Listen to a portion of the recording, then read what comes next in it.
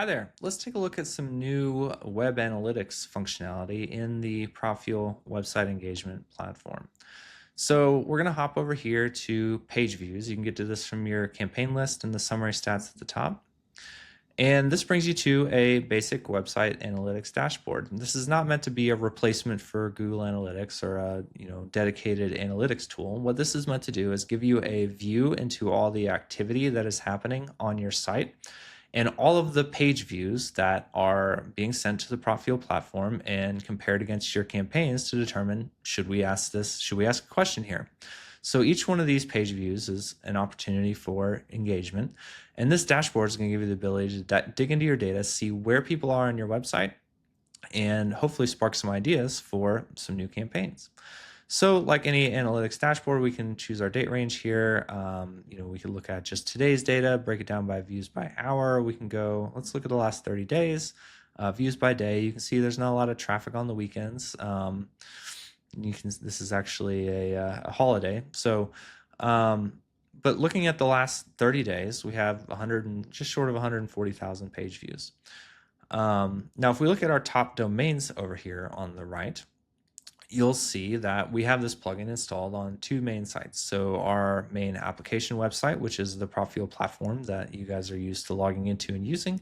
We also have it installed on our main marketing website. There's also a couple test sites over here that have got some page views, but you can see the vast majority of the page views come from these two domains.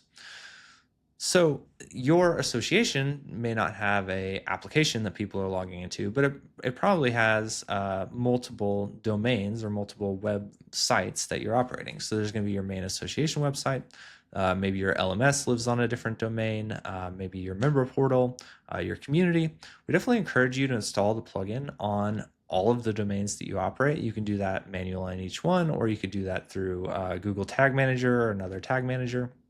But the more places that this plugin lives, we'll get you a couple things. Not only will those open up new opportunities for asking questions and engaging in those places, but it also gives you more data and insight into where people are spending time on your site, what your most popular pages are, and what are those opportunities for engagement and reaching out to people on your website. So for each of those domains, we're going to leave these. We'll look at all of these. We can see check-ins shown. So this is, did a question get asked on that page view? We didn't have a lot of active campaigns during this time, so there's only a handful of check-ins. As you build out more and more campaigns, you'll see this number creep up. We have some clients that are in the 10 to 20% range here in terms of all their page views across all their websites. 10% of them are getting a question asked, which is awesome. We also show views by device type. So this is determined by screen size, as that's what's going to determine, how much space you have to add stuff to your page. In our case, since this is mainly the application, there's not a lot of mobile page views. We also have our top page list here. So this is across all our domains. What are the most popular pages? It turns out the campaign list is the most popular page. Any one of you who've used Profile, probably not surprised by that. But we can dig a little bit deeper here. So let's say we don't want to look at the application. Let's just look at our marketing website. So we can click the little filter icon there. We're going to add a filter up top. You can remove these, add these. We'll just look at our main website, and let's look at all the pages here. So usually the home page is going to be the most popular page. But what's interesting here, what jumps out to me is this case study page. One particular case study is second, and then our resources page is third. So this is obviously a popular case study these days. We can actually filter by this and see if it's driven. So it looks like there's probably a couple email blasts that went out that drove people to that page. You can see the spikes in traffic. But let's go back here, and what I'm interested in here is this resources page. So somebody makes it to the resources page on our website. They're probably trying to learn more, right? So let's create a campaign that targets people on this page. So I can create this create website campaign for this page icon here. Let's call this resources page next steps. And I'm going to create a campaign here. So presented with my blank canvas of a campaign here, I can add a question, I can change my layout.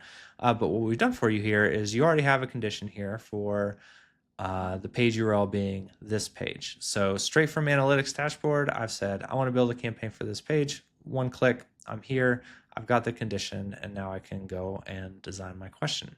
There's a couple other things we can do with this data to further target people on this page. So let's take a look at the visitor type condition. So every time someone visits, we are marking them as either a new visitor or a returning visitor. So let's say somebody comes to your website today. It's the first time we've seen them. We're going to leave a cookie behind so we know that they've been here before. And if they come back, let's say 2 weeks from now they are a returning visitor. We recognize the cookie on their session, and we mark them as a returning visitor when they came back. So what's better than someone coming to the resources page? It's someone who's a returning visitor that's coming to the resource page. This is a hot lead, right? They've come to our site before, they came back specifically looking for some resources. So now this campaign will only target returning visitors on that resources page.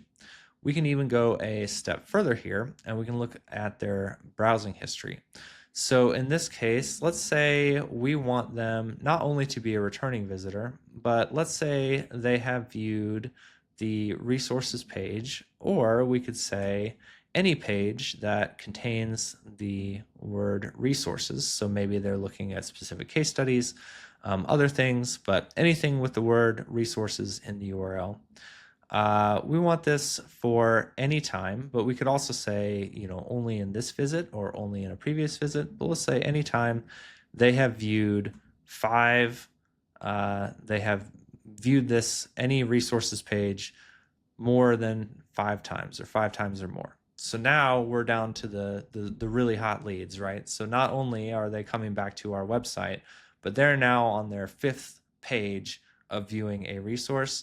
The question that we're going to ask them is going to be different than the person who lands on the homepage. It's a different context, different behavior, and we're going to engage them differently. So that's an example of what you can do.